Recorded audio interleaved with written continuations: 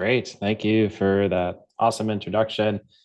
Really looking forward to being with all of you here today. Today, we're going to talk about how to grow your business with a CRM without burning out your team or yourself, and also without drowning in technology you don't actually use. So, most small businesses, especially micro businesses, do not have a technology problem. They have a chaos problem. The follow ups are living in someone's memory, tools are duct taped together, and leaders are constantly asking, is this even working? In this session, I want to help you move from that feeling of chaos to something calmer and more directional. I want you to find what I call your revenue compass, your ability to find your true north for where your revenue is actually coming from and what's blocking it. But before we get into that content, I want to explain how we're going to spend our time here together, because this isn't just going to be 90 minutes of me talking at you. We're going to be moving in a clear rhythm, almost like 3 chapters in a show. First, I'll talk about 10 to 15 minutes on a topic, and then I'll give you some framing, some examples and stories, and then we'll get interactive for about 5 to 10 minutes with using our chat. So please get those fingers ready and warm up. I know it's cold in Minnesota. I'll also show some short demos. We'll get into some real situations, and we'll repeat that rhythm 3 times.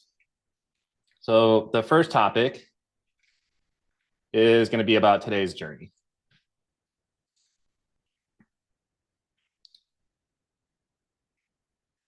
So today we're looking at to move through these 3 interactive chapters, blending teaching and conversation.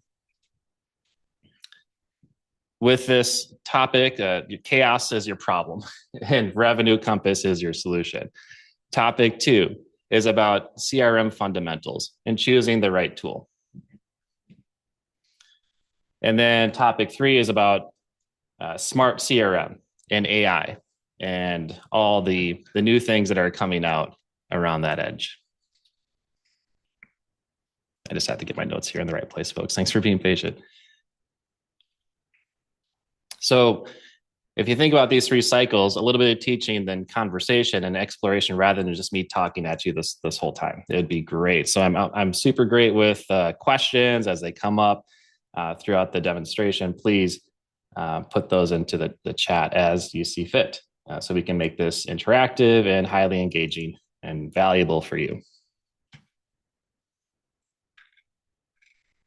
And a little bit about myself.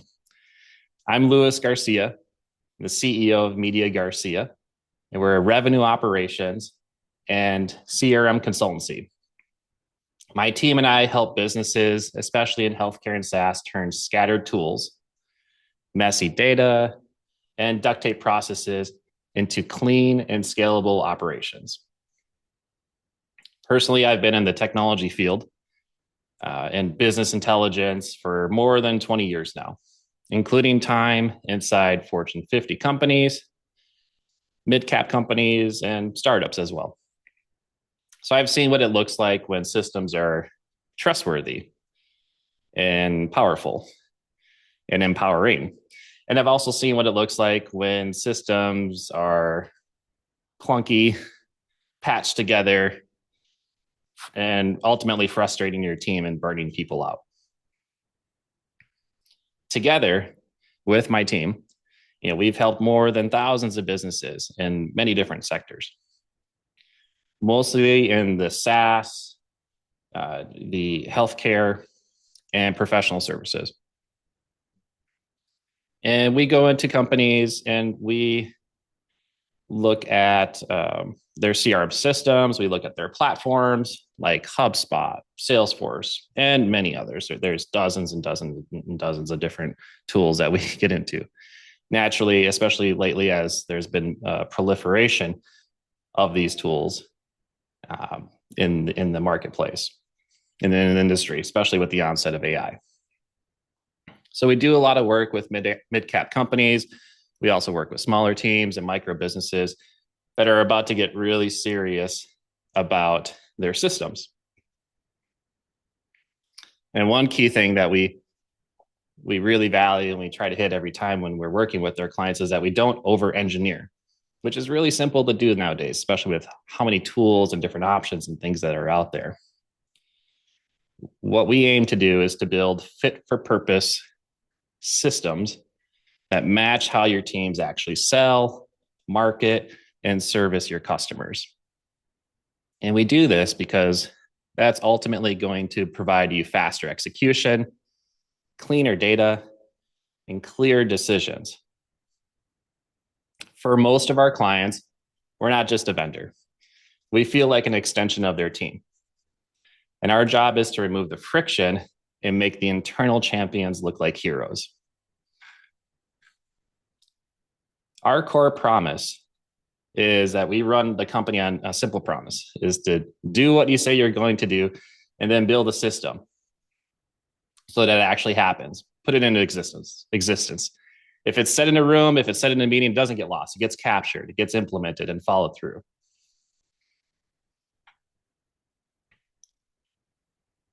Using smart automations and AI is our goal for clients. It is very straightforward. Less chaos, fewer fire drills, and more work days where people actually can breathe. So that's the spirit we're bringing in today. Now, let's get you into the conversation. If you can see the chat, I would love to know who's here. So in the chat, would you just type a couple of things in here? First, if you just want to do your name, could be first name, the business, or maybe an idea that you're working on. Doesn't have to be the exact name. You could tell me the industry or high level what you do. It's fine. And then also just what's kind of happening in your space today in the world of CRM. Do you have one? Are you using one? Are you using, and then if you want to even drop which one you might be using. So are you using spreadsheets? Are you using HubSpot? Are you using Zoho or less annoying CRM? I mean, there's dozens, right? There's very broad CRMs and industry leading CRMs, and there's also very industry specific CRMs, right? Your CRM might be your spreadsheet, or it might be your email inbox, for instance. So let's see what we have going on in the chat. See a couple of Minnesotans, which is great. Kathy, hello. Your design business and a cabinet business. I would like one that would work both business, but separately. Yeah, sure. Oh, so that's good. Yeah, right. You have two businesses. So it's like, you probably will need two CRMs, right?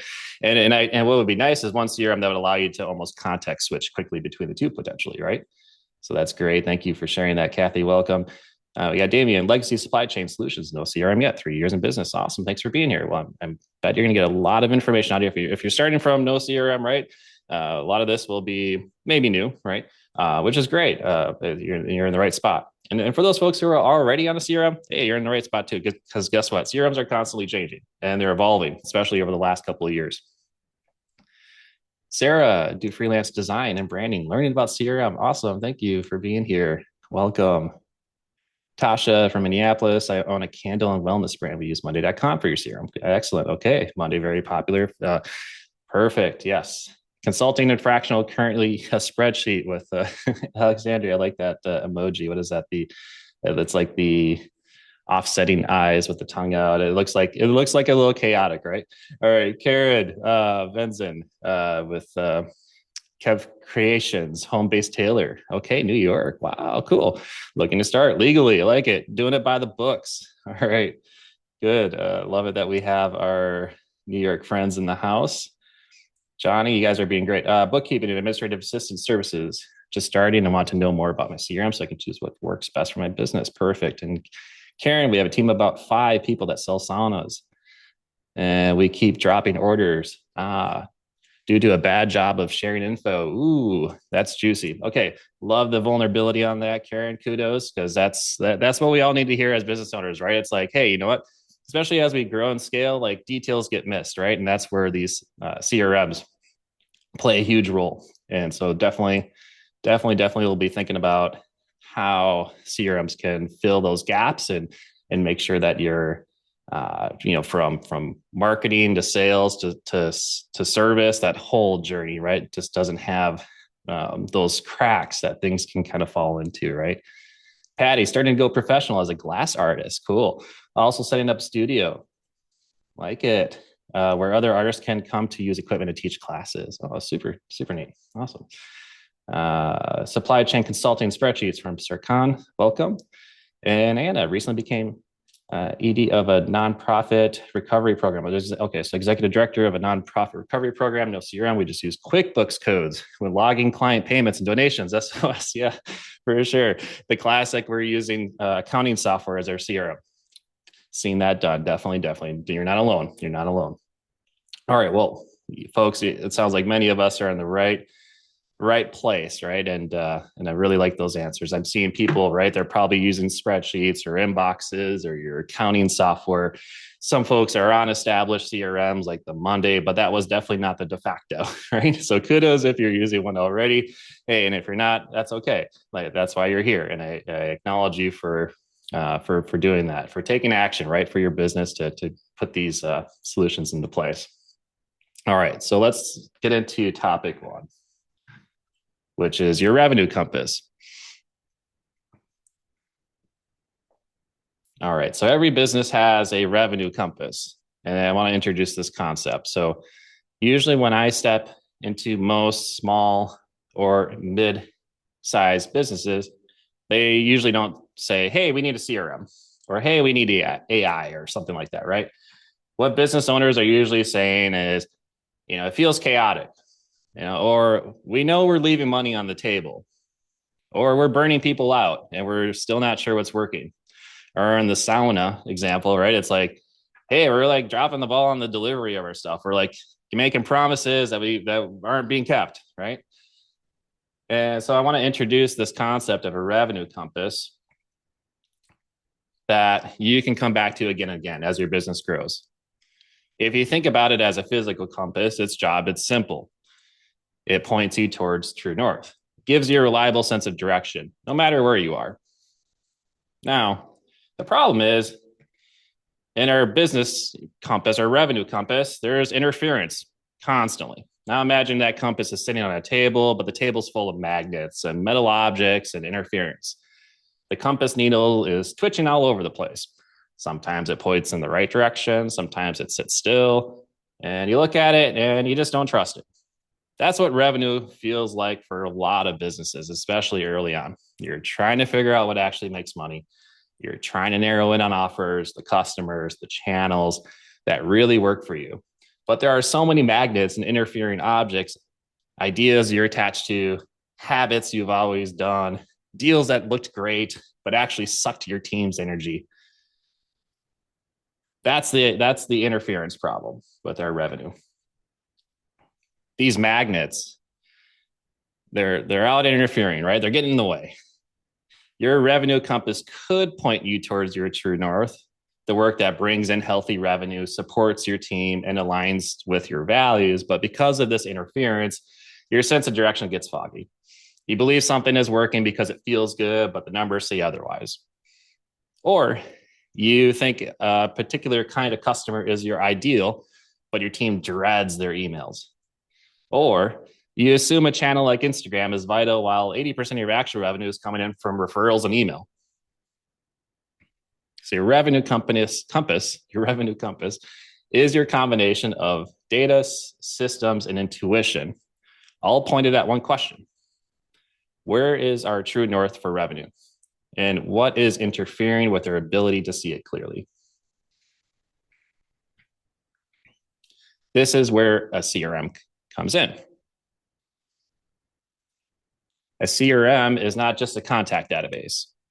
When it's done well, it is part of your revenue compass. It helps you see who is actually buying, where those people are coming from, what steps they're taking along the way, and how much energy it costs your team to get them from strangers to happy customers. We'll get into the mechanics shortly, but first I want you to think about this more emotionally for a moment. When your revenue compass is foggy, how does that feel? If that foggy feeling sounds familiar and you're comfortable admitting it, just type the word fog in chat. Like a foggy Minnesota winter day, which I don't know if it's that foggy right now, but we know what that's like, right? We'll call it a gray day, right? Where you can't even see through, right? You're in the middle of winter here. Now, maybe it isn't foggy for you. It's more of like a blizzard for Kathy. Exactly. Love it. Hey, some of y'all might feel like it's a clear winter sky. If it feels clear to you, hey, just type clear. That's all good. For most leaders I talk to, it feels like anxiety, though, especially the fog. It feels like guessing every month. It feels like waking up 3 a.m, wondering whether that big client's going to renew or whether I'm going to hit payroll, or is it going to be tight? When the revenue compass is clear, when you can say, these are the kinds of customers we serve best, this is how they find us, this is how our team moves from lead to revenue, and this is what we need to improve, you still have challenges, but you're not lost.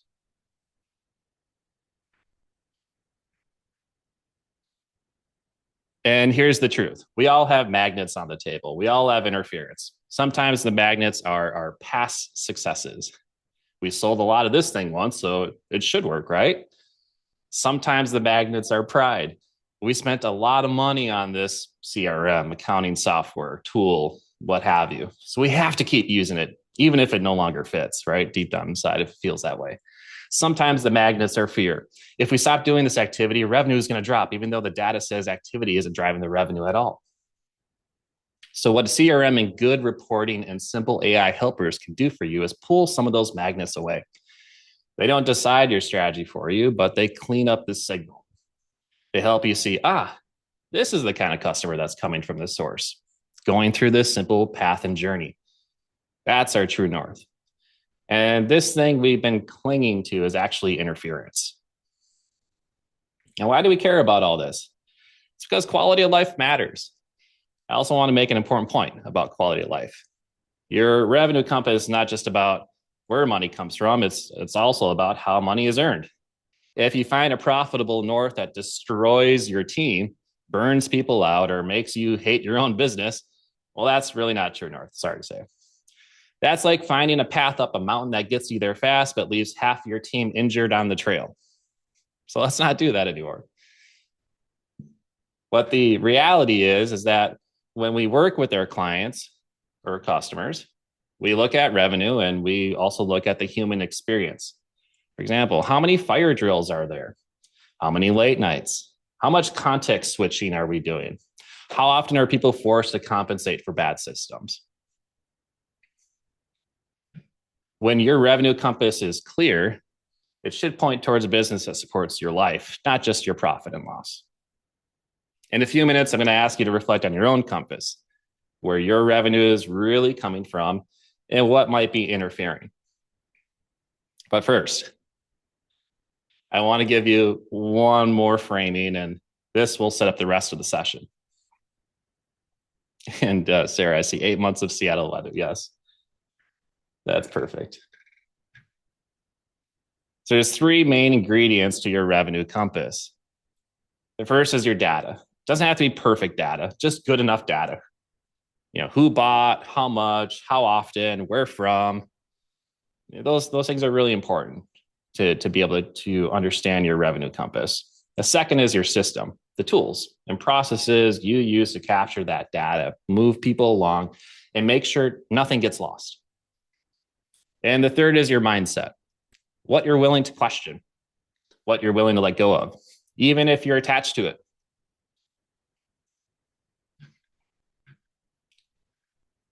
Oops. All right. So today, as we talk about CRM and tools and AI, I want you to keep asking yourself, is this helping me clear interference from my revenue compass? Is this helping me see my true north more clearly? Or is this just another magnet on the table? All right, let's turn this monologue into a conversation.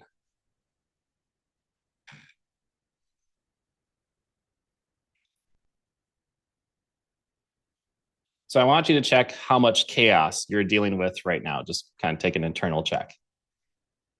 If your business feels more chaotic than you'd like it to when it comes to tracking leads and revenue, just type chaos in the chat.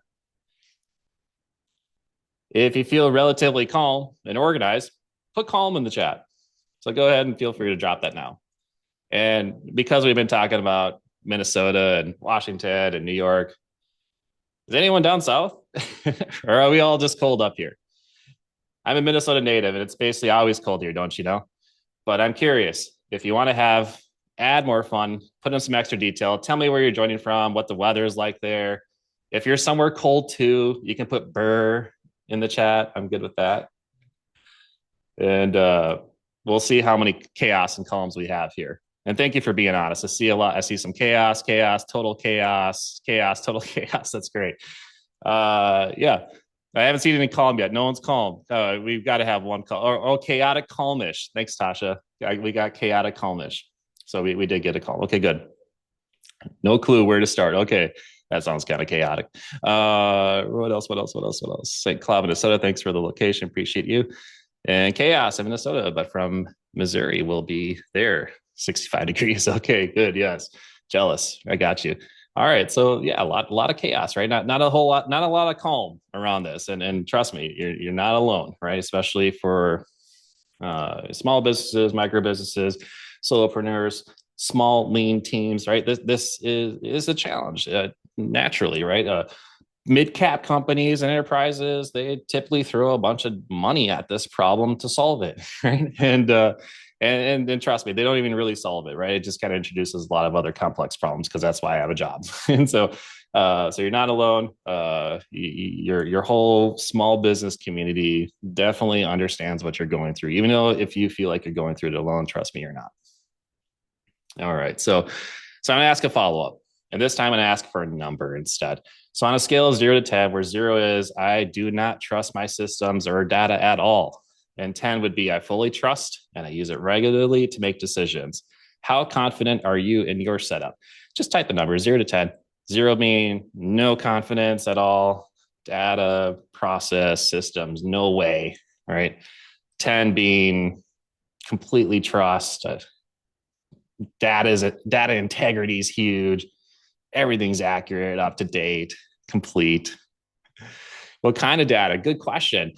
Data about your customers. So mainly it's going to be who are your contacts or companies, depending on who you're, so if you're selling saunas, I'm assuming that you might have a residual side of your business and maybe you're selling saunas in home, or maybe you're selling saunas to companies, right? That have them as well, or like fitness centers or that type of stuff, right? How is the data around your customers, your contacts, the companies you're working with, or the opportunities and the deals and things that kind of tie to revenue, right? How is all that data? It could even be the data that lives inside your accounting system. Is it accurate, up to date? Are your invoices going on a regular basis? Can you pull it up? Can you pull up your key financial documents, like your profit and loss and balance sheet and cash flow statements, and say, oh yeah, these are good. These, like they were well fed. I kept them up to date and I trust all this data. So let's see what kind of stuff we got here. -10. Oh my goodness. I didn't even put that in the scale. 7 from Tasha, -10, Kathy, 3.65 from Sarah. I like the fractions. Patty with a 4, no data yet. Johnny and Bonnie 6. Okay, great. So no one's feeling like super duper confident right around this, which is good. You're in a good spot, right? And most of the time people are answering like in this range. So not a ton of surprises. Karen says, we have a good understanding of who our customers are, a prototype, and financial docs are good, but we don't know how to find them. So 5. Yeah, definitely. Right. It's kind of like, that makes a lot of sense. So finding the right channels and where the revenue is coming from, right? That's the revenue compass. It's like, well, where, the compass is kind of wiggling, for you maybe a little bit right now. It's like, maybe it's trued in and it's really great for, the financial pieces, but when it comes to the pipeline generation and the lead generation, maybe the compass gets a little wonky on that, right? And usually there's some people who feel really solid about this. Some people will feel they're flying blind. So whatever your number is, you're not wrong. You're just telling the truth about your compass. And here's a journaling style question. If you have a notebook handy, you can write this down, or if you have a doc you want to whip up or whatever, just think it through. Because we've been talking about this idea of a revenue compass and how these magnets and interference can pull it off the true north. And so in Karen's example here, right, we don't know how to find them. Well, this would be a great, potential journaling exercise. So I want to give you the language to a few different kinds of compasses that we see when we walk into a real business. And as I describe them, I want you to notice which one feels maybe more like you, right? So here we go.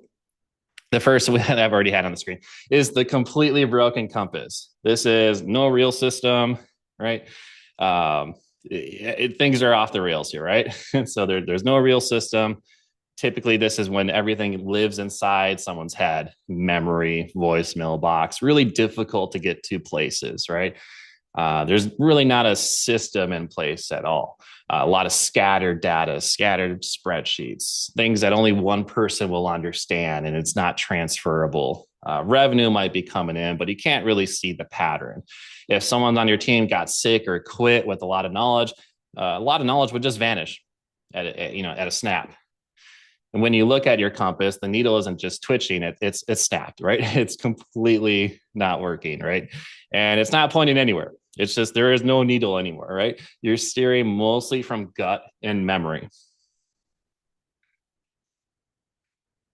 All right, the next one is the foggy compass. So this is when you have maybe some kind of system. Maybe you're using a CRM or some spreadsheets. You have some structure, some reports, and you update them from time to time. They have bits of data, but oftentimes it's kind of siloed. You have a sense of what's working, but it's incomplete or inconsistent. Some people put information in, some people don't, and they might do it in different ways. Some of the data is accurate, but some isn't. So you kind of don't trust it really completely. There's a lot of stuff on the haze, right? This is like driving up the North Shore on Lake Superior, right, in Minnesota, and you're trying to find that split rock lighthouse, that beautiful that lighthouse, right? And you don't see it. It's just fog. You know it's there, but it's just foggy, so you can't see it, right? So that's what the foggy compass is. And then the third compass is the lying compass. This one's a mean one, right? The lying compass, it looks really polished. It looks really good, right? It works. The needle spins. It's not completely destroyed, and you can see it. It's not foggy, but the problem is it's lying, right? It's the data is wrong. You might even have a fancy CRM in place and tons of data, and you can whip up a report, but underneath the surface, there's real problems. The things look good, but they're vanity, right? The team's exhausted. Maybe there is profitable work mixed in with unprofitable work, and you're quietly heading in the wrong direction. The compass is pointing confidently somewhere, but it's not actually pointing to a healthy true north. The lying compass is our issue. Okay.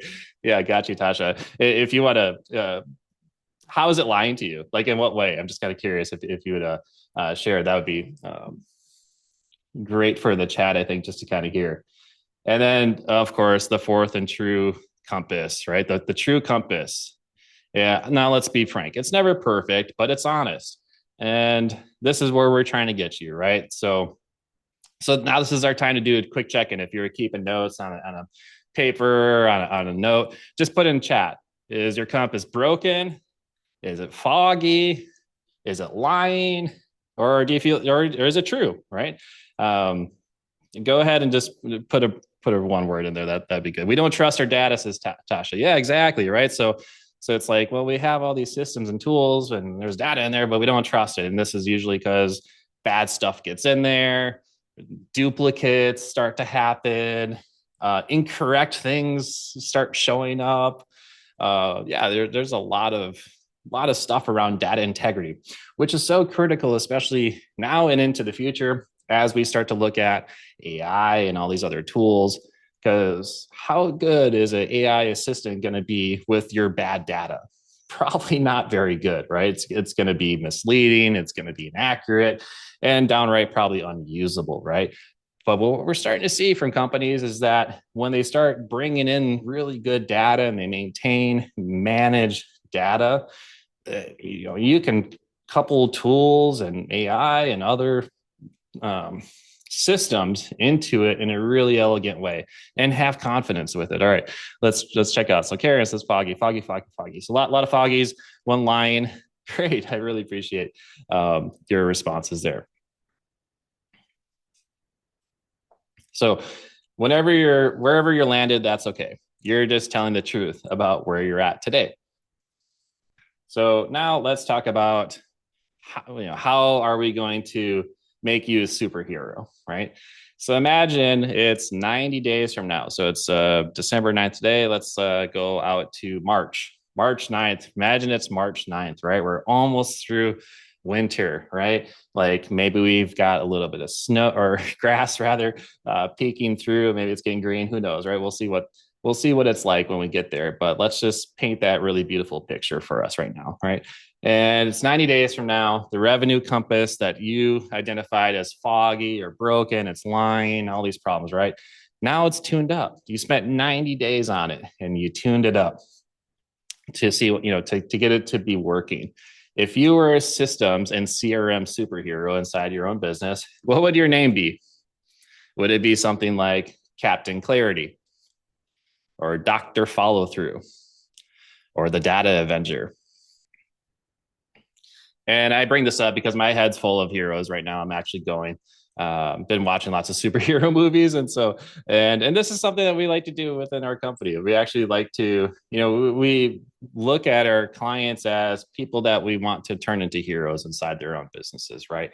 And we want, whether we're working with a business owner or maybe a leader within a company, especially as we work with more like mid-cap and enterprise companies, usually you're working with like a marketing director or manager, sales or revenue ops individuals.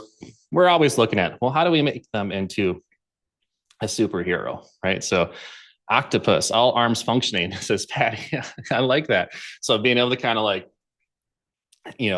have your hands on like a lot of different things at once is kind of what I've imagined, right? In sort of like an elegant way. Okay, cool. The relationship wrangler. Oh yeah, that's great. I kind of imagine like the guy with like a little lasso, like wrangle them, do a little like a hog tie, on that data, right?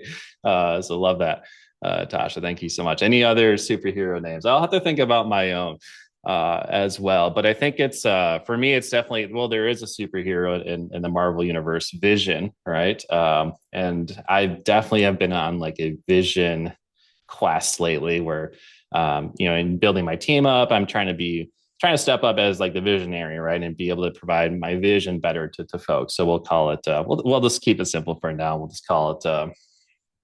call it Vision. So I'm actually going to copy that superhero name exactly. Okay, great. I like the Wrangler though. Okay. All right, what's next?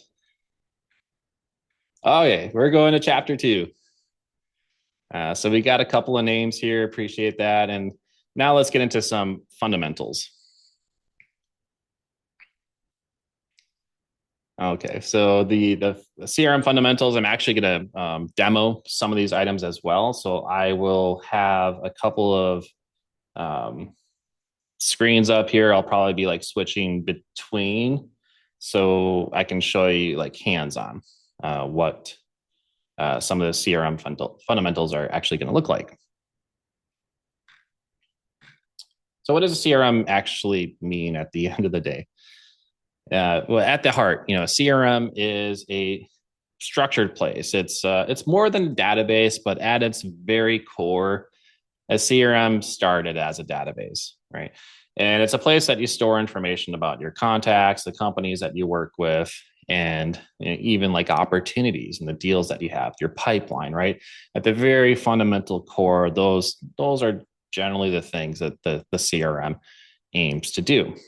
Oftentimes when people hear CRM, they think, oh, that's software, or that's something that big companies use, or that's a tool we bought and nobody logs into, right?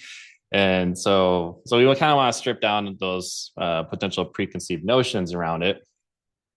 It does stand for customer relationship management, but it's really just a place for the information to be stored so you can better interact with your contacts and companies and the people that you work with. So for our purposes today, I want you to think of CRM as just a main instrument on your revenue compass. It should answer questions like, who are the people in our world? Like, who are our contacts? Who are our customers? Where do they come from? Are they coming from referrals? Do they come from email marketing? Do they come from ads? Do they come from organic website search? Right? The source of this information is very important. Where are they at with their journey with us? What's the next step we owe them? And what revenue has flowed from these relationships? In a lot of micro businesses, the de facto CRM is a combination, usually of someone's brain, a stack of emails, a spreadsheet, and maybe some notes and a project management tool. And that can work up to a point, but as you grow, it becomes more and more fragile. The good news is you do not have to go enterprise to fix this. And you do not have to adopt some giant system that eats your life. There are many CRM tools on the market that can work well for small and micro businesses. So today I'm going to mention three, just to give you a sense of the landscape. The three are going to be HubSpot, Pipedrive, and Zoho. And let me go ahead and I'll just pull up a couple of pages just so you can see visually on the site and in my share as well. Here's HubSpot's website. Here's Pipedrive, and I'll actually refer back to these. And then pipedrive.com and then zoho.com. Also, I want to be transparent about my own bias here. We are a HubSpot, or I run a HubSpot solution partner agency. And so we're HubSpot partners, and we really know the tool very deeply. However, we also work with a lot of other CRMs, including Salesforce, which I actually didn't mention because usually Salesforce is for companies that are more mid-cap or like large sales teams. And so that isn't generally the audience here. But we've worked with lots of different tools. So my hands are in, HubSpot, Salesforce, and a handful of other, marketing and sales types tools. So these are the three that we'll consider. Now, the nice thing about these three, and just like this image shows, is like they're very similar, right? So we're not taking you to like three completely different universes. We wanted to structure a CRM neutral conversation. So I don't want you walking away thinking, oh, I didn't pick Lewis's tool, I did it wrong. That's not the case, right? HubSpot just happens to be a really strong fit for a lot of businesses, but it's not the only option. Pipedrive and Zoho both have strengths as well, especially for lean teams that want something focused and cost effective. So as I talk about CRM in general, just know I'll show you some examples from these tools, and I'll make it clear when I'm speaking from my own experience. But these concepts themselves are very universal. So you can apply them generally in whichever tool you choose. Okay. So let's go to our core CRM functions. At a conceptual level, every decent CRM will let you do a few core things. You'll be able to create contact records for people, company records for organizations, and often deal records for specific opportunities. You'll be able to log activities like calls, emails, and meetings. You'll be able to create tasks and assign them. And you'll be able to see where a given deal is in your pipeline, from new lead to closed. When we're helping a small business get started, we don't start by flipping on every feature. We start with a few simple questions. First, what is the minimum information you need to know about a contact in order to do good work with them? That might be the name, email, phone number, the company, their role or title, how they found you, and a simple status like they're a lead, they're a customer, they're a partner, right? Second question is, what is your actual process from new lead, or even stranger? There's definitely some interchangeable nomenclature in the marketplace, in the industry, to paid customer. Now, we don't need like some mega complicated flow that shows how people are going from one place to the other. Just keep it simple. We want to be able to say, yep, this guy's a lead, then they were a qualified lead, then they were an opportunity, and now they're a customer, right? Having some really simple milestones and ways and language around that is going to help answer really key questions around, well, how far do people get through our pipeline and where do people drop out of it? When we translate into very simple pipeline in the CRM, it starts to provide real value. The third question is, who on your team needs to see what? So your small business might not have departments. You might be wearing many hats, but you do have roles. The owners are sometimes handling sales. Someone's handling delivery. Your CRM should support their work, not force them into a shape that doesn't fit your reality. So let me ground this a bit by describing how these three tools often show up in the wild. HubSpot has a very approachable free tier. And most of these tools do, in fact. So that is a great place to begin. Because on the free tier, you can get a general sense of how the tool works, get inside of it, click around, see if it feels like a good fit for what you're looking at. It also has a very deep set of tools. Not only can you start for free, but I mean, there frankly are enterprise level tools, and there's companies that are spending hundreds to even thousands of dollars monthly on this software, right? So it does scale up really quickly, and it can cover everything really from this free kind of tier, which I've seen a lot of solopreneurs, micro businesses, small businesses use. And we've also worked with a lot of mid-cap companies and enterprises that use HubSpot at the enterprise level. It's very good when you want your marketing, your sales, and your service data to all live within one place. It can get complex, but it doesn't have to start that way. Another one's Pipedrive. So Pipedrive is very pipeline focused. This is going to be better for teams that are sales driven. It's designed to make deals and stages extremely visible. So a lot of sales led businesses like it because it keeps the focus very tightly on moving deals forward. It has add-ons and integrations, but its heart is that visual pipeline and activity tracking. And our third is Zoho. Zoho is part of a broader suite of tools. It's a CRM. Its CRM can be very powerful, especially if you're using other Zoho apps. It can feel a little bit more configurable and sometimes a bit more databasey. But for teams that like flexibility in a broader ecosystem at a certain price point, it can be a great fit. The universal truth between all of these is that all three of these can serve as the heart of your revenue compass if you set them up with clear process, if you respect your team's capacity, and if you actually use them. So in a couple of minutes, I'm going to ask you about what tools you're currently considering or using, and then I'll walk through a short demo of these tools as well, so we can see what the core ideas look like. The best CRM for you is the one that your team is actually going to use. That gives you a clear picture. That gives you a clear picture of your pipeline, and that doesn't require heroics just to keep it updated. We want to be a hero, but we don't want to be we want to be doing heroics all the time, right? Those are some of the design principles that we believe in. This means, simple fields, simple pipelines, and a focus on high value automations that reduce friction and busy work. It also means being honest about your own bias and expertise. It's okay to say, we know HubSpot best, or we've used Zoho for years, as long as you're not forcing yourself into a tool that doesn't clearly fit your stage or your budget. For this session, I want you to treat the specifics, HubSpot, Pipedrive, Zoho, as just purely examples. And then frankly, there's lots of other CRMs that I didn't even mention on the marketplace. What matters most is that your CRM becomes solid, trustworthy instrument on your revenue compass, rather than just another magnet that's creating interference. So let's get interactive again, and let's show you a quick comparison.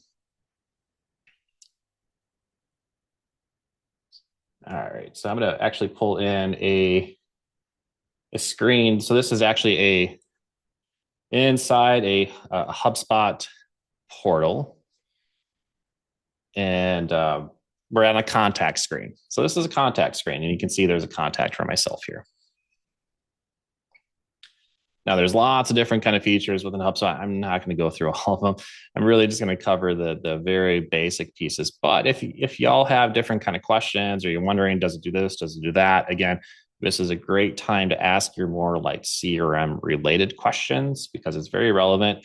And you might, well, does it do this? Does it do that? Happy to answer those types of things. And then if possible, I can also show live here. If it is something that I can show live, I will show it live.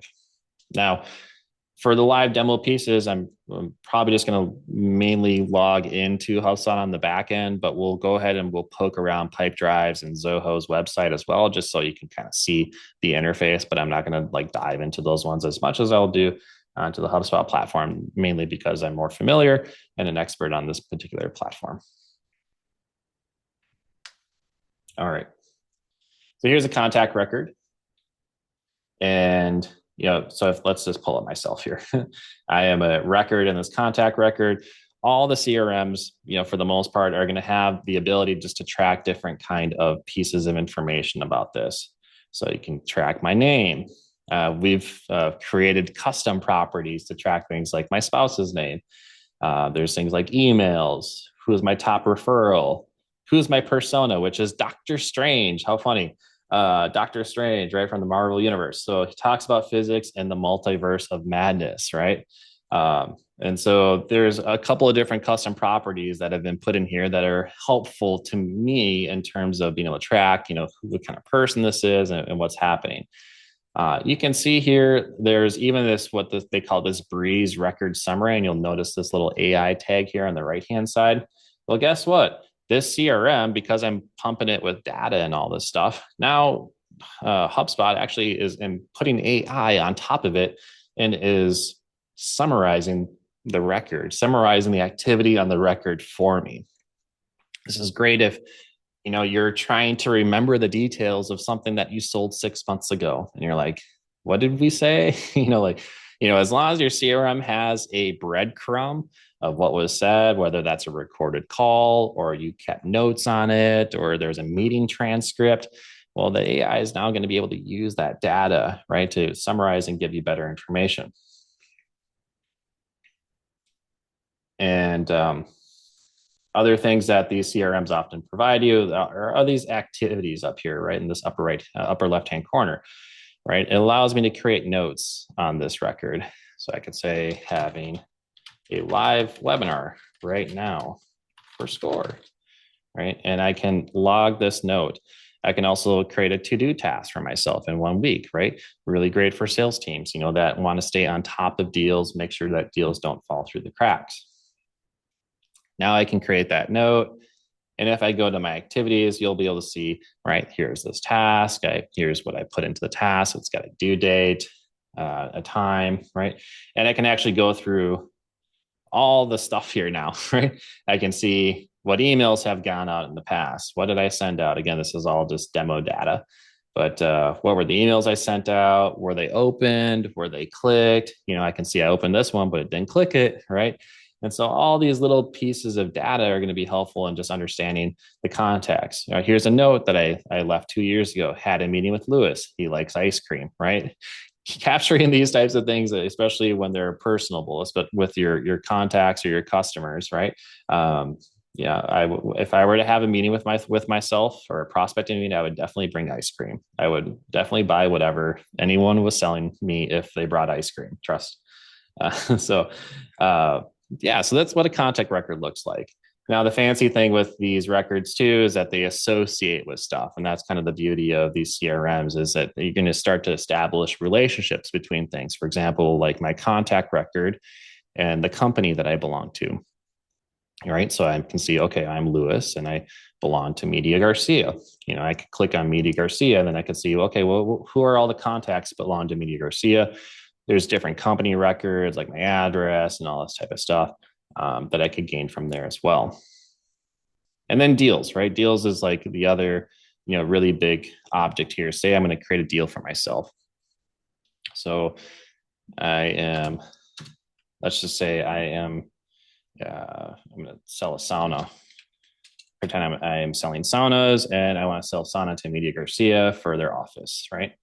And I might create a deal. Say we're going to sell them a $10,000 sauna, and create this deal, right? So now I've created this deal. It's got revenue tied to it, and I'm tracking it inside a pipeline, right? Which has all these different stages, right?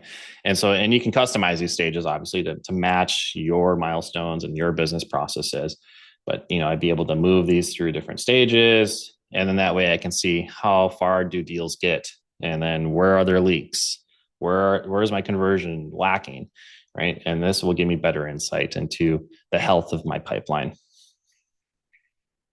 Okay, Alexander. Okay, Johnny asked, "Is this the free version?" So actually, this demo environment is. I think it's actually like an enterprise version, technically, just because that's how they give demo environments to partners like myself. However, everything that I've showed you, like like just walking through these contact records and stuff, that's free. Like you can definitely go to HubSpot, get a free account, and just start putting in records, contact records, company records, deal records. You can even customize stuff. There's certain limits naturally, but the nice thing about the most CRMs is that usually their first paid tier is usually fairly minimal, I will say. Again, you got to validate it with the CRM that you're looking at, but for HubSpot, you're going to spend like 20 to 50 bucks monthly. Like if you want to step into it, like tiptoe into it, like with starter tools, right? So, and that's per user. And most of these tools will have like per user pricing. So that's kind of another thing to keep in mind. But a lot of these things are where you get into more like paid things is like, say you want to send a marketing email to like 5,000 people. Well, you're going to want to go with like their paid marketing tier. And again, it's going to be 20, 50 bucks a month or so. And it goes up depending on how many contacts you have. Now, it can get really expensive too. If you're like, I want to build an automated marketing system that does, when someone goes to my website and checks out my pricing page, I send them an automatic email. Like that's more complex, right? And there's more complex tools. That's where you're starting to get into, investment ranges that might be a few hundred to even like thousands of dollars a month, depending again on the complexity of the requirement, maybe how many contacts that you have, how many users you have that you want to have into the system. So it's kind of a wide range. Alexandra asked if emailing out of the CRM, does it go into junk folders? Really great question. So what usually happens with a CRM is two things. There's two types of emails you want to keep your attention on. First is your just one-to-one emails. One-to-one emails are typically emails that salespeople would send to each other, or like if you're an owner and you're selling, you're probably just sending emails out of your Gmail or your Outlook, right? And what the HubSpot system will do here is, so if I try to email out of here, oh look, it works. So it's going to open up this email dialog. Now, what I've already done is I've connected we use Google Gmail. So I've connected my Gmail account to HubSpot. And again, this is going to work fairly similarly for most CRMs. Now, when I've connected it directly like this, it's actually going to send emails one-to-one, and they shouldn't end up in spam. As long as you're sending good emails, as long as you're not spamming people, you won't end up in spam. If you're just sending these one-to-one emails and you connect to their CRM, it's a very clean approach. It's a very good approach.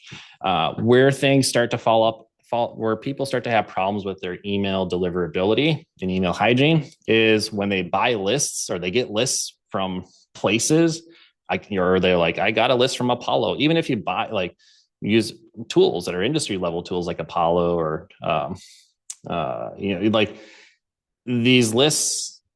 And you load up a list of like 5,000 contacts that you bought from some sketchy email that you got that was like, hey, do you want lists of these people? Yeah, I'm sure we've all had that, right? If you load those into your CRM and you start marketing to them, it's going to be a problem. And they're going to probably let you know because they're going to say, hey, like the performance delivery on this is really low. No one's opening them. No one's clicking them. People are unsubscribing. People are reporting them as spam. That's when your email domain health is going to be impacted and the deliverability of your emails will matter, right? And so CRM in itself won't make you land up in spam. In fact, oftentimes it's designed to help prevent that from happening. Like if HubSpot notices that you send an email to a list, and if that list is showing like a lot of bounces, it will actually cut that email off and not deliver it to the rest. Right. So, in the example, I've seen this before. Customer buys a list, 5,000 contacts, and someone in his industry loads it all into HubSpot, sends an email to everyone, 5,000, did not do any email validation. There's email validation tools that will tell you whether or not someone's email is risky. Didn't do that. Right. So what happens is the first, 100 emails go out and he's got a bounce rate of like 10%, right? Which is way above where we'd want to see. And because the starting batch was so poor, HubSpot will actually slap you on the wrist and say, hey, don't do that. We stopped this email from sending. This email list doesn't look healthy, and we don't want to continue sending it because one, it's gonna tarnish HubSpot's reputation because they're an email marketing tool and they can't just have spammers doing their thing on their platform because then the email service providers are going to say, oh, HubSpot doesn't care about spam, so we're going to, scrutinize their emails more, right? And that's not what we want, right? So these CRMs, right? They're responsible. They do have a responsibility to prevent you from being a spammer, so you don't fall into people's spam boxes. So yeah, good question on that. And okay, so Sidra had said, so technically AI is customizing apart from automation. Yeah, that's a great question and a good call out. So there's in these CRMs, like we're seeing AI being embedded in a lot of different places. In some places, it could draft an email content for me, which I think on this free tool, or it's not free, but on this demo portal, I don't think I have actually the way to draft with AI, but you can. I can basically on paid versions, you can say, hey, write a follow-up email, make it friendly, and mention Doctor Strange because they're a big Marvel fan, right? And it will craft an email for you, right? And so we're seeing AI kind of embedded in different places, largely to remove the friction, from our process. Okay, Damien had said, is HubSpot capable of managing accounting, AP, AR, so account payable, account receivable, and overall P&L financial statements performance? No, it does not. So it does not. You definitely still want to have your own accounting software, which would be like maybe a QuickBooks or maybe like FreshBooks. I know there's a few others. They're escaping me right now, but you definitely want to still have your own accounting software. It doesn't connect to your bank accounts and do categorizations and accounts and all that. So no, but it can integrate. So you can integrate your CRM in this example, HubSpot. You can integrate HubSpot to QuickBooks Online. So, and then you could start sending quotes and invoices out of HubSpot or your CRM, and that those would sync back into your QuickBooks. So whatever your accounting software might be, or if you're not on one yet and you're considering, definitely keep that on your consideration list. Like look for systems, look for accounting software that would actually connect with your CRM. Perfect. All right, great questions, everyone. Please feel free to keep them coming. But yeah, this is just a high level primer on what that looks like. Again, if I were to look at Pipedrive, I'm not gonna log into it or create an account and get into it, but trust me, it's a lot of the same thing, right? Pipedrive, particularly, you'll see that they highlight sales software. So usually I see Pipedrive being used for organizations that are highly focused on sales. So they want to look at their pipeline and automate things kind of throughout that. And so that's a little bit about Pipedrive. Now Zoho, like I mentioned before, Zoho is a huge suite, right? And so we're like Pipedrive is very like focused, niched on like the sales and pipeline experience. Zoho is very broad and has a lot of different other products. Like for the question earlier, hey, does HubSpot integrate with the books? No, it doesn't. But guess what? Zoho does have a CRM, and Zoho does also have a books app. So in theory, you could run your books and your CRM all within one Zoho platform. And there's likely a lot of integrations or back and forth that can kind of go throughout that. And again, Zoho is a whole suite. They have point of sale, they have payroll, they have payments, right? And so there's some different options, right, to consider when thinking about these three different solutions. I think HubSpot is a great tool for companies. It can be very nimble, but it can also be very complex. Pipedrive, really great for sales teams, sales-driven organizations, and Zoho, also just a really broad suite that can be a good fit for companies. Okay. And then got another question in chat. So what might work well with selling one kind of object through galleries and exhibitions involving jury application, deadlines, and integrate well, keeping track of costs involved in one place? Okay. Yeah, really good question. So keeping track of costs involved in each piece. So I know from personal experience, HubSpot does allow you to say, this is how much I'm selling this for, and this is also the cost of it. That would allow you to see some derive some profitability numbers from that. I don't know offhand if like Pipedrive would do that. I'm sure Zoho would accomplish something like that, especially because it's a big suite and there's a lot of different kind of connections and integrations with that. What I would recommend in your case, right? Really look for like the use cases that are really important. So if this thing is like critical, like I need to be able to do X, like really articulate like what that looks like and how would you want to go about doing it? How would you want to report it? What does that day to day look like? And then from there, sign up for a free account, through these and try to, set it up, right? And if you don't want to do it yourself, right, find someone to help you set it up that is an expert, like in these tools, right? And they can guide you into an appropriate setup to tests, right? You almost want to like a prototype for your solution, right? So I want to be able to track this and I want to be able to see it like that. These free tools are great places to try to prototype these type of activities. And then Karen with another question, how do I figure out how to integrate a CRM with their existing POS? Yeah, really good question. So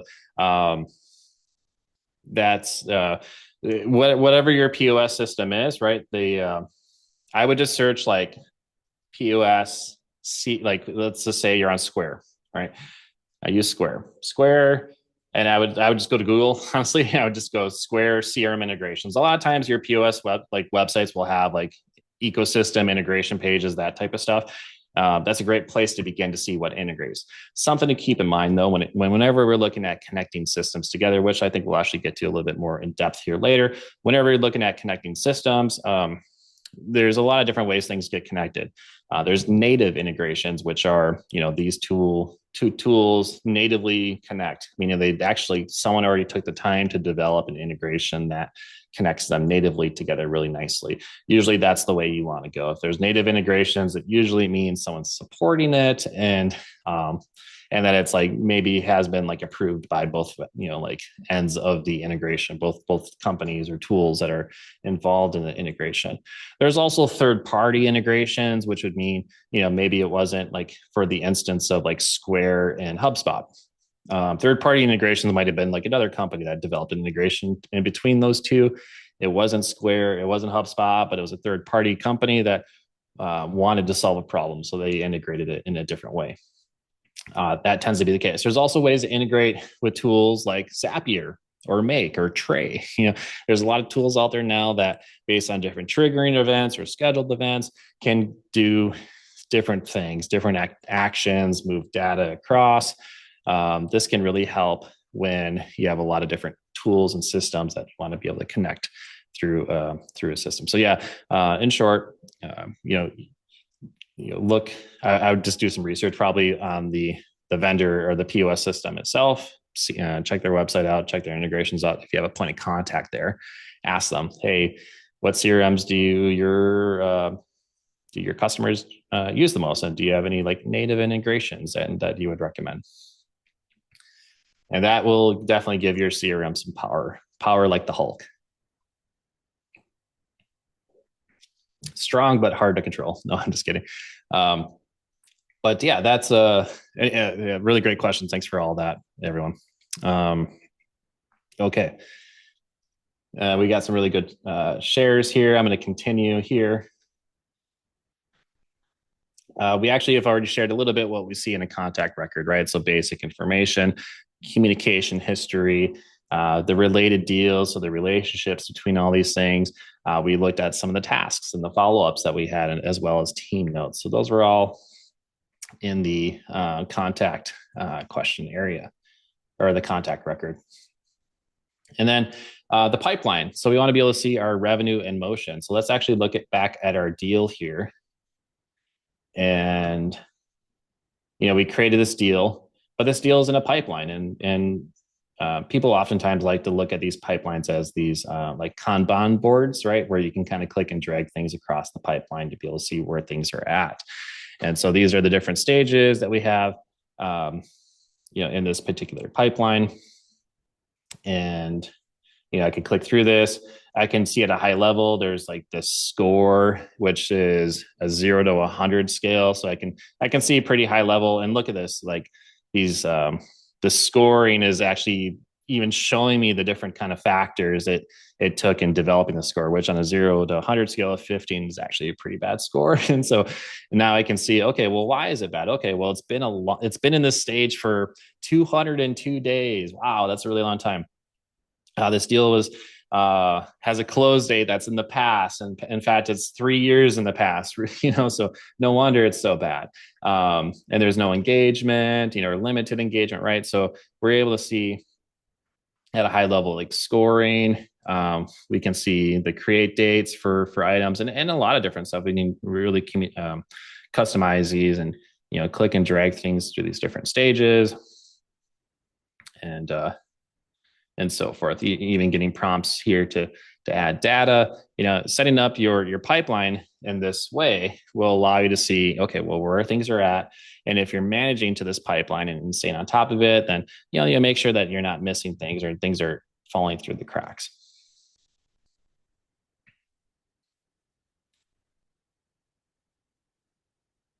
And reporting. Let's go ahead and look at some reporting. At the end of the day, right, we're building all this stuff up within our CRM because it gives us good data. Well, what does that good data give us? Well, it gives us better reporting. And most CRM platforms are going to give you, some sort of reporting, dashboards or reports and all that. I mean, a lot of that's going to be really important. Now, because I'm in a demo environment, the reports are kind of lackluster because there's not a lot of activity that's happening here on a regular basis. But if I were just to create a dashboard and just even start walking through the types of dashboards and the types of data we might see, we can see that there's reports that are available for things like website visits, engagements, website analytics, marketing channel performance. So if you're using your CRM for email marketing, social media, you can get marketing performance data in this place. Marketing performance overview. There's sales dashboards as well. Once I get down here, sales per team performance, sales reps. So for those companies that have sales teams, right, you typically will have like sales rep dashboards that are showing, how many activities did you do? How many emails did you send? How many calls did you make? How many meetings did you have? What were the outcomes of those things? How many deals are you creating? How much revenue are you generating in the pipeline or even closed won deals? How much revenue did you bring into the business? A lot of companies will use that to even incentivize through commissions or bonuses and be able to track that along the way as well. And then there's also a service, right? So a lot of these CRM tools are becoming customer platforms, right? They're becoming customer platforms where you're pulling in a lot of different information from the prospect to customer experience. So I think someone had shared an example about kind of dropping the ball, right? When it comes to delivering the product or service at the end of the day, right? Service tools are a great way to help bridge that gap because service tools will give you different pipelines that you can kind of track to make sure, again, are we following up with people? Has someone not been followed up with in a certain amount of time? Or are we exceeding a certain date in which we were supposed to deliver something by? There's a lot of other service capabilities within the HubSpot platform as well. Like you can create a ticketing system. If you handle calls or emails, especially around support, if people email you around support for your product or service, these ticketing systems can be really helpful because then you can track how long is it taking for you to get back to your people once they've submitted a ticket. And then also on top of that, you can build out knowledge bases and knowledge articles that could provide a user who's submitting a ticket an answer ahead of time. So they actually don't even need to submit a ticket. They just needed to research their problem a little bit, and they were able to get resources to get them back on track. So those are a couple of the reporting capabilities. Again, a lot of these, and there's some like commerce capabilities as well that we could track, like gross payments, because as with HubSpot and with a lot of other CRMs, they're now integrating commerce within it. So now you're able to transact, develop proposals and sell and all within one system. All right, so now we're going to get on to our third chapter here. So we've talked about the chaos and the revenue compass, and we've talked about the role of CRM and a few different tools. Now I want to bring it in two more pieces. So one's the smart CRM, and we actually have kind of been already talking about this a little bit, and AI. And so this is the idea of connected systems, all rooted in human first design. So a few years ago, most CRMs were just basically structured databases, right? Humans typed things in, humans pulled the reports out. There might have been some automation, but the logic was pretty straightforward. Today, more and more CRMs are becoming smart, which means they can incorporate AI in ways that can actually help you if you use them well. Think of AI as an assistant, not a robot overlord that's coming for your job, but as but really as think of it as a very nerdy assistant, right? Who never sleeps and who's perfectly happy doing repetitive work. And so there's a couple of different ways that AI can support your revenue compass. Here are a few examples. First, it can produce call and meeting summaries. So if you had a call, you had a meeting, and particularly if it was connected with CRM, it can produce summaries. So instead of someone spending 15 minutes to come up with a recap and summary and notes and sending that all up, have AI do that. It can tell you what was discussed, what was agreed upon, what the next steps are. You definitely want a human to review it still, of course, but you're starting from a strong draft rather than a blank page. Second is email drafting. So you can pick a short prompt like write a friendly follow-up email to this prospect, recapping our proposal, and ask if they have any additional questions. And let AI create the first draft. And then go in and edit the tone and the details to fit your messaging better. You still own the relationship, so you get to help you just get the help with the blank screen. And the third is around data cleaning. AI can help standardize names, fix weird capitalizations, clean up phone numbers, and even identify duplicate records. Because when your data is cleaner, your reports are more trustworthy. And that's when your revenue compass becomes less noisy. And the fourth is simple chat or support. You've been seeing a lot of chatbots pop up on websites. They're really great. They can be. When it's connected to your content, it can answer common questions, collect basic information, and create contacts or tickets inside your CRM, all without you having to be glued to your inbox. So that, the common pattern here, right, is that AI assists and you lead. So in all these cases, AI is assisting. It's taking friction out of the system. It's not replacing your judgment or your relationships or your values. Now let's layer in connected systems. So most of you are already using multiple tools. You have a CRM or a list. You might have an email marketing tool like MailChimp. You might have an accounting software like QuickBooks. You might use a scheduling tool like Calendly, right? And you might also have a project management tool like ClickUp, Asana, Monday, or whatever have you, right? When those tools don't talk to each other, every single question becomes a multi-tab adventure. And trust me, we don't want to spend your heroic time going through on multi-tab adventures. These multi-tab adventures can involve things like, did they pay their invoice? Well, that involves me logging into my software, my accounting software. What did we last talk about? Oh, now I have to dig into my email. Are we working on something from right now? Oh, now I have to check my project management tool, right? If you start thinking about that, right, it's like no wonder we're getting stressed and frustrated, right? Because now we have 3 tabs on our desktop, and we already had 20 from the things that we were doing before. The computer's running slow, the memory is running out, right? I'm going to reboot and do something else, right? Connected systems really matter, and we want to get out of that multi-tab adventure. Right. When your CRM, your accounting tool, your project tool, and all these things are connected and you can see things on one screen, the key facts about a customer, you can see if they came in from a referral, that they became a customer 3 months ago, that they paid 2 invoices, and that there's an active project with a due date next week. When you get all that into one place, and you're going to have calmness, right? It's going to reduce the chaoticness of the multi-tab adventure.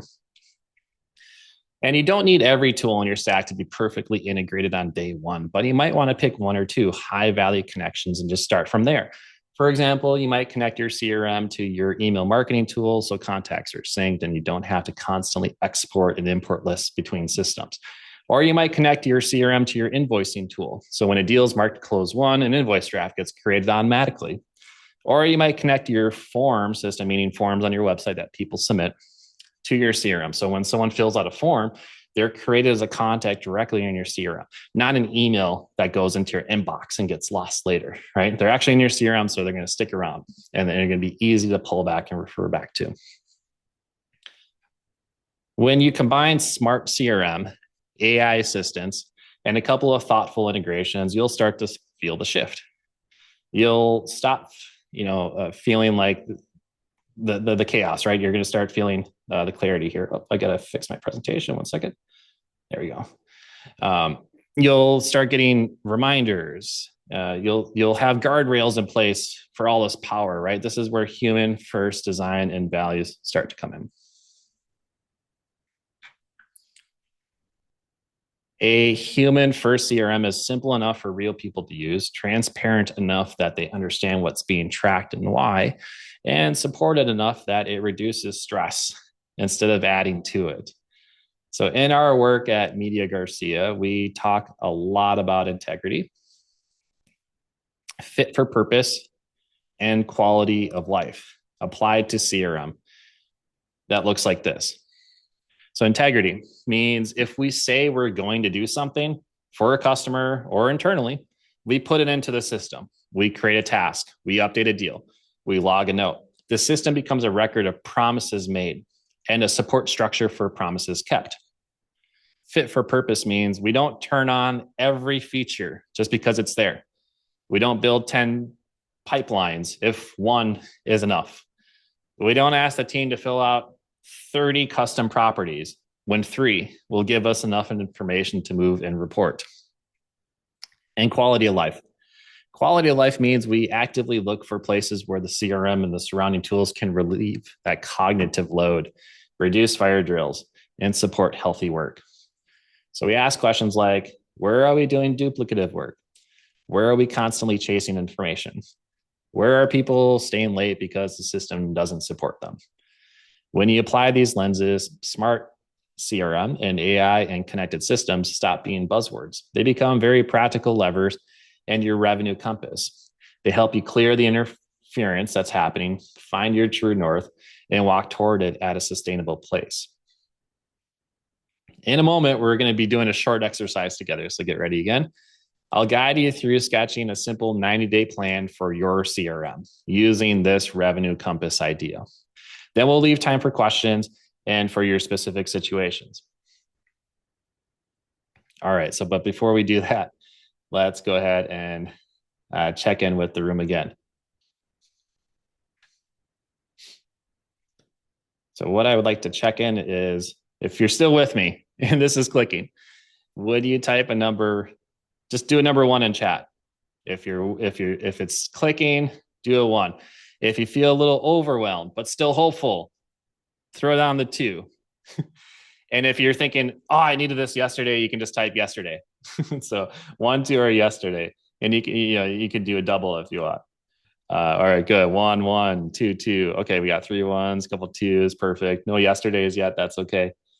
Well, good. So go ahead, grab a notebook or a document. We're going to jot down some really short answers. And you don't have to share them if you don't want to. Don't worry. But in 1 to 2 sentences, describe where your customer information lives today. Is it in a mix of tools?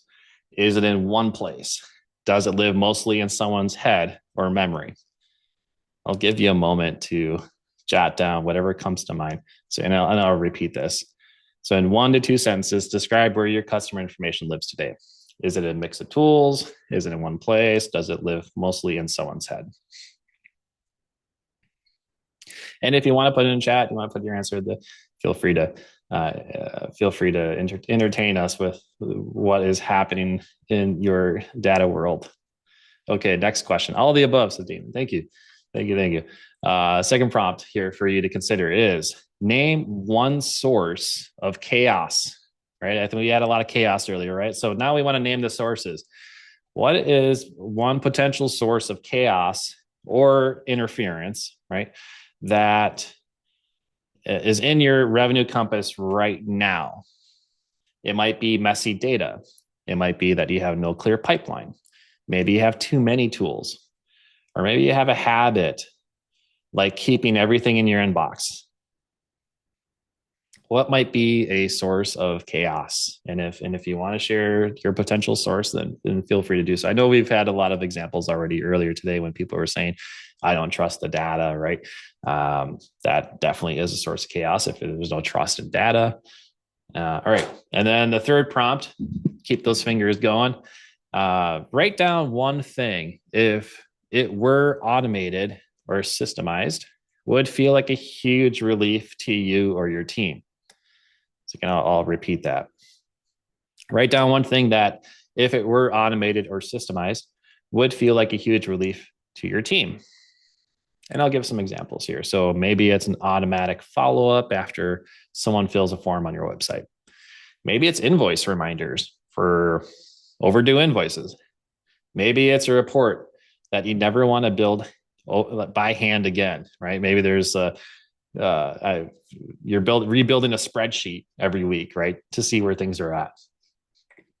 So I'll give you another 20 seconds just to think and write on that.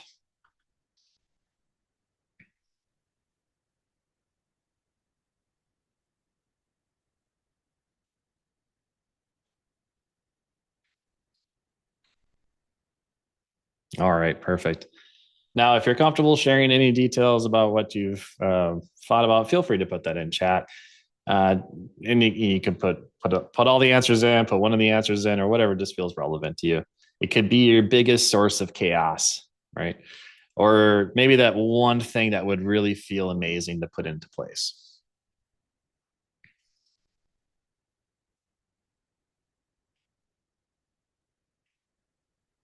Now, because I'm a sports fan, and I got you, Damien, said no clear pipeline. So that's probably the source of chaos, right? Perfect. Thank you for sharing that. Now, because I'm a sports fan and I'm also a bit of a Marvel nerd, like I've shared here already. Maybe on my best days, or like consider this, right? On your best days, does your team feel more like the Avengers, right? A bunch of heroes trying to save the world within your business with duct tape systems, right? Somehow they do it, right? Somehow they do it every day. Hey, we're business owners, so that tells me that we got a room full of resilient individuals here. I'll tell you that, because we have probably experienced more problems and things in our businesses than most people care to even understand or comprehend, right? And so you are already a hero. Trust that. But do you feel more like an Avenger, right? Who is a superhero that's trying to save the world every day, right? Or do you feel like a well-coached team, right? Like more in the sports context. Do you feel like a well-coached team that has an actual plays and a game plan? Again, if you feel like more like if you're Avengers, put Avengers in chat, right? If you feel like you have a game plan, put game plan in chat. But the distinction is, at the end of the day, we make the systems work. One just requires heroic activities and kind of saving the day because there's all these interferences and villains that are in the way of us and our true revenue compass, right? And so it requires heroic activity. The alternative, right, is a game plan. It's like, hey, we know what the game plan is and what we're running. Things are kind of structured. Things are calm. We're not out to save the day, right? We're just out to run the game plan and see the game plan through. So if game plan resonates with you, game plan. If Avengers resonates for you, please put Avengers in chat. And Karen, I see customer info is in separate email addresses and on pieces of paper. Yeah, okay, got it. So that's where your customer information is today, right? It's like emails, and you might have like different email addresses. You might have your personal email. You might have like a team email. And if you have a team, right, then your team members also have emails, right? And so before you know it, all these emails are kind of flying in different places. If there's no central CRM that's collecting all that, well, then you got to ask your team member, hey, did you get that email? What did they say? What happens if your team member is sick, right? Or what happens if they quit, right? What happens to the emails that are in their box, right? A lot of that stuff can disappear pretty quickly. And so the pieces of paper, right? It's tough to make a report on paper when there's things in pieces of paper. I actually have seen it done before. It was like 20 years ago. I went to this business, and this guy had actually drawn line chart reports on like grid paper. It was crazy. but he was committed. And he actually pulled out this thing and like stretched his arms like this. And no joke, it was grid paper, and he kept taping new pieces of paper onto the end so he could continue his line chart. Hopefully he's not doing that anymore. Otherwise, I'm sure that piece of paper would like stretch, from St. Paul to Minneapolis. But hey, it's a way, right? We all find a way to bring in the structure and the things that we need. Let's see. I think you had one more thing here, Karen. You said your biggest problem is siloed info. Only one staffer has customers' info. Yeah, exactly, right. So like that one staffer kind of becomes like the bottleneck, right? Because they become the bottleneck in the situation. All questions need to go through them. And right. And what about their availability? Would you rather interact with a chatbot AI thing that says, "Hey, tell me something about this customer," in the middle of the night? Right? They're ready to answer your question, right? Where when we put things reliant on humans and especially their availability, and right, it becomes potentially complex because, well, what if they're busy, right? And or what if they're gone? It becomes challenging. So definitely appreciate you sharing some of the challenges and where your information is located. Patty, so different types of customers and products need integrations with project management, accounting. All the info resides with me, mostly in spreadsheets, calendars, and to-do lists. Yes, classic situation. So I think you're already starting to see the need for connected systems, right? So, you look at one system, something that's really simple to do, right? Like if you're, what information is all residing with you that you would like to get out of your head or out of your systems, your spreadsheets, your emails, your to-do lists, and all that. Maybe it's a project management tool, right? Where the whole team is on it, like a Trello or a ClickUp or Asana, what have you. Again, this this webinar isn't necessarily about project management tools, but just like with CRMs, there's a lot of project management tools or task management tools, all the way from really lightweight stuff to really complex things. And naturally, a lot of them also have free plans, right? And so it's really great to check out what's there and just look for those integrations. Look for those. Does it fill the need, right? Does it actually accomplish the goal of getting you out of being sort of that bottleneck of information? So I think both Patty and Karen, both really similar. It seems like similar situation in terms of like, hey, like there's key staff people that have like critical data, right? And so how do we democratize that data, right? So that everyone can have access to it and everyone can get answers to it more quickly. Really great. Appreciate you sharing on that. So what you wrote down here is kind of the raw material for your 90-day CRM plan. Let me walk you through kind of a simple structure that you could reuse. So I'm going to revisit this 90-day plan. And I'm also going to acknowledge that some of you might not have any CRM, right? So you might be wondering like, well, where do I begin? Some of you might have a CRM that's kind of a mess or it's very underused. And some of you might have something that works okay, but you just want it to be much sharper. So instead of one rigid 90-day plan that tries to address everything equally to everyone who might be at very different places, I want you to think of this as like 3 30-day cycles. And each cycle, you're going to pick the version that matches where you're at. And so for the first 30 days, your job is to get honest about your starting line and put a basic foundation under your revenue compass. So if you don't have a CRM at all, well, your first 30 days are going to be about choosing a simple home for your data and getting everything into one place. This might be signing up for a free tier of a CRM like HubSpot, Zoho, or Pipedrive, or even committing to a very well-structured spreadsheet for a short season. In that first month, you define like a handful of essential fields, things that you want to track, like name, email, phone, company, right? How they found you, and import whatever contacts you have. You might have contacts in your email, on your phone, on spreadsheets, in your accounting software, right? Just try to find where all the data is and get it into it. Let's be honest, the goal is not perfection here. The goal is to move from having stuff everywhere or nowhere to here. It now lives here, right? Now, if you already have a CRM, but it feels kind of messy or half used, your first 30 days might be just being about cleanup and building more trust, right? This is going to be for the folks who said, I don't trust my data at the beginning of this presentation, right? It just might be that you just have to clean it up, right? So what does that look like? You want to look at like, what are you using? What could you simplify? Are the things that could be hidden, removed, right? Things that never get filled out. You might merge obvious duplicates, right? Get at the core of like, what are the data problems and how do they originate? How can we remove them or mitigate them from happening again? Using things like naming conventions can be really helpful because it can help identify where the data should go and make things more clear. You also just want to make a simple commitment. From this point forward, if it's set in the room, right, it lands in the system. If a promise is made, it becomes a task or a note in the CRM, right? You can start practicing that role even if before you touch automations.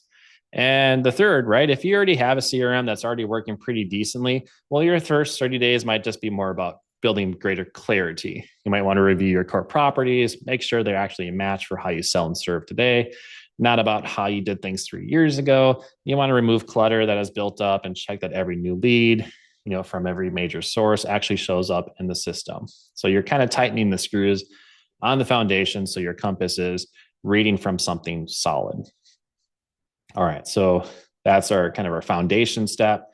Next is going to be around our pipeline. So for the second 30-day cycle, so this is going to be days 31 to 60, your job is to make your pipeline visible and usable.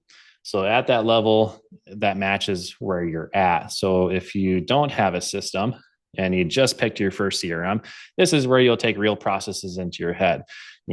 Look at what the journey is going to be from someone who's just a lead to interested to a proposal to a yes or no, right? And turn that into a simple sequence of stages inside your tool. You don't have to copy anyone else's really fancy pipeline. You name the stages in your words and in ways that your team will actually use. Then practice moving deals through that pipeline. You'll start each day by looking at it and asking what needs to move.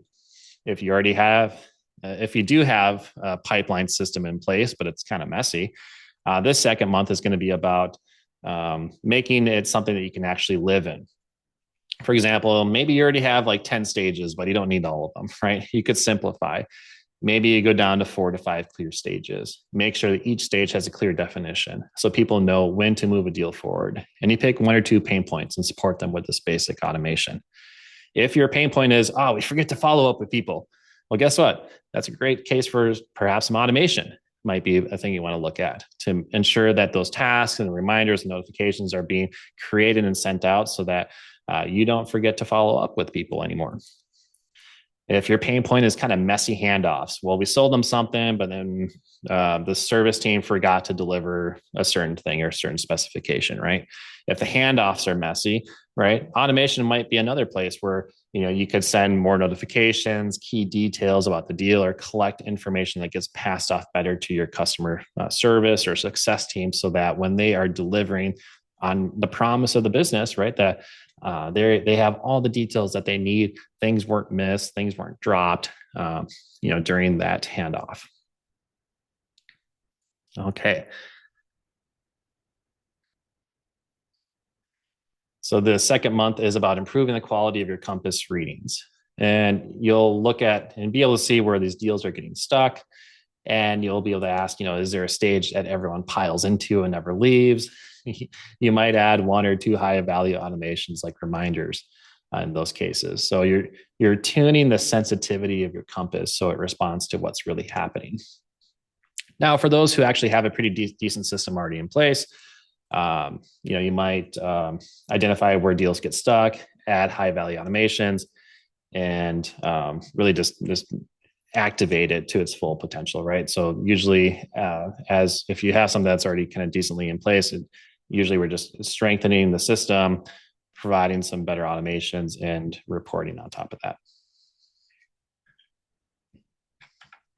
Now for the day 60, like the third cycle here, we want to really connect and enhance from here. And so for those that don't have a system, right? Look at what we could connect to. What would be like one system that we could connect to that would make a really big difference? This might be your invoicing tool, calendaring tools, maybe your forms. Look to see where you're going through many different tabs in your day to day, right? And where could we connect a system that might reduce the number of times we have to flip between systems.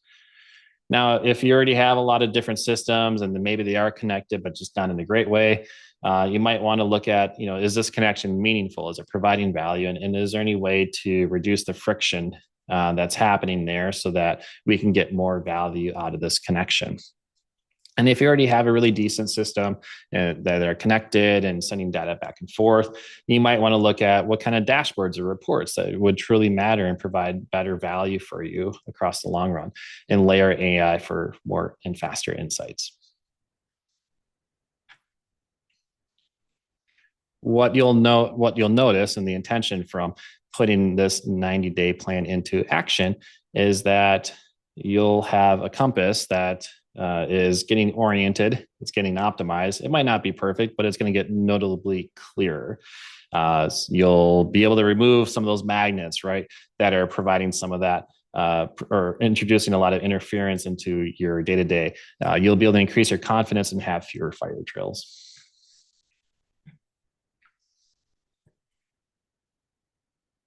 So you're leaving today with at least one action that you could take this week, right? And these might be a couple of things that you could look at. You could choose a CRM to start with, right? Maybe sketch your pipeline, turn on some AI helper, or just make a commitment, right? That feels right for you. And remember, your business is always sending you signals about what's working and what isn't. So when you reduce chaos and connect your tools, use AI as a supportive assistant in design with humans in mind, that compass gets clearer. And that will give us much better information. So go find your true north. Your future self and your future team will deeply thank you for it. So my hope is that you can leave with one of those concrete steps. And thank you for spending time with me here today. I'm rooting for all of you, for all of your compasses, and for a business that really works for you. And I'm happy to take any questions at this time.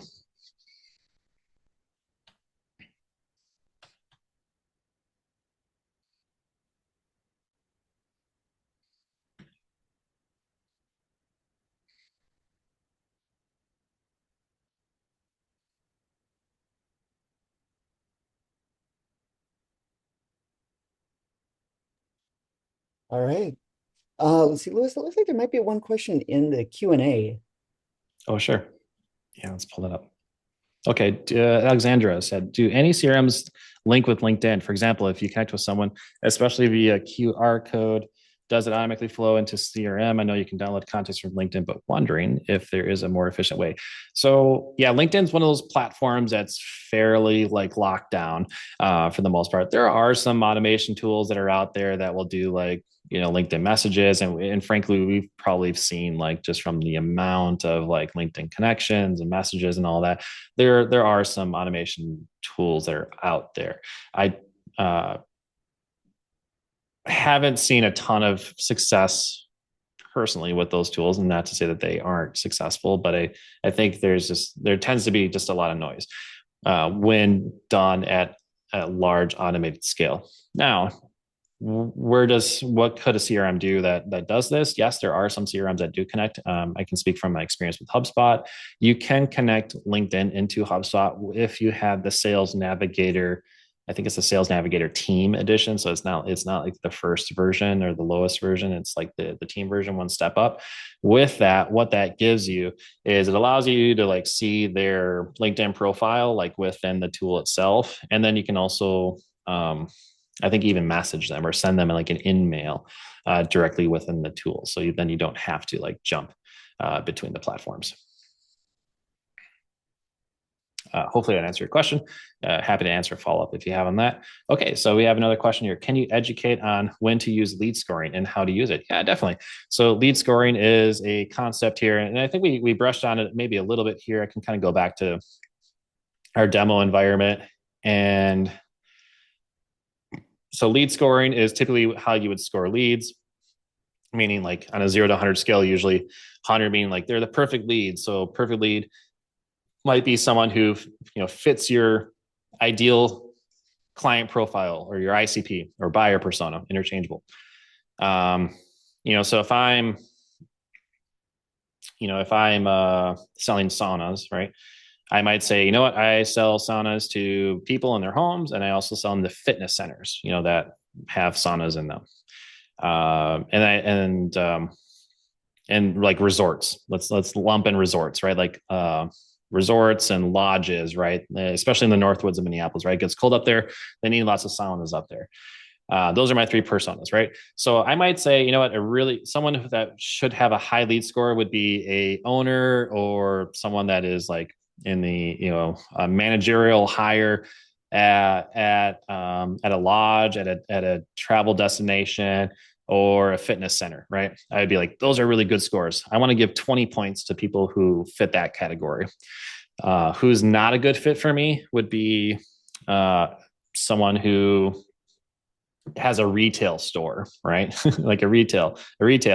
If I had someone in my database that was a retailer, I'd say, let's give them actually a -10. Let's bring their score down because they're not a good fit for me, right? So you would actually come up with a different kind of questions and responses to say, okay, well, these are ideal customers. You want to look at demographic information, like who are they, firmographic stuff about their company, and then behavioral things like, are they clicking around? Did they download something from our website? Did they attend an event? Did they go to a webinar? Right? You can use a lead score to come up with a scoring system. And usually how you might interact with that is you would put different automations in place to say, hey, once the score hits 50, send my sales team, send the owner or someone on the sales team a notification, right? That someone has increased in their score, right? And look into it, right? Follow up and see what's happening.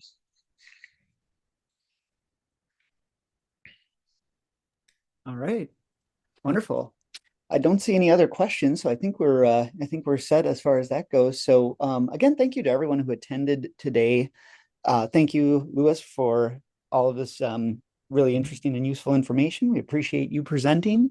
Mm-hmm. And for all of the attendees, just a reminder, you will get an email from SCORE in the next day or two. It'll have a link to the recording. It'll have Louis's slides, and there'll be a short survey, which we really appreciate it when you fill out, because that is the feedback that lets us know that you're finding workshops like this useful. So thanks everyone for being here. Hope you all have a great rest of your day. Thanks, everyone. Take care. Bye now.